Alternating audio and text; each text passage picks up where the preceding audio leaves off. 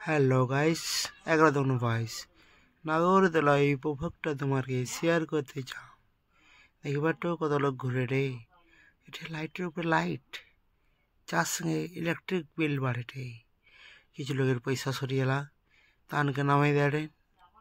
তারপর আমার বি নামে পড়বা, কেন আমার নামার পালা শুরু হয়ে গিয়েছে। তো গাইস, আর দেরি না করে এই মনোরম দৃশ্যটা উপভোগ করতে চলে আসুন জয়পুরা। এই যে দেখতে পাচ্ছেন উপর থেকে কত সুন্দর দেখাচ্ছে, নানা রকম দোকান এখানে আছে, যার সঙ্গে সঙ্গে সামনে দেখতে পাচ্ছেন আরও অনেক কিছু রেলগাড়ি, এখানে ছোট বাচ্চাদের চলার গাড়ি সবই আছে। তো এখন আস্তে আস্তে নিচে নেমে যাওয়া হচ্ছে। এখন আমাকেও এরা বলছে নেমে পড়ুন দাদা, আপনার পয়সা শেষ। না, আমি নামবো না, কিন্তু নামতে হবে।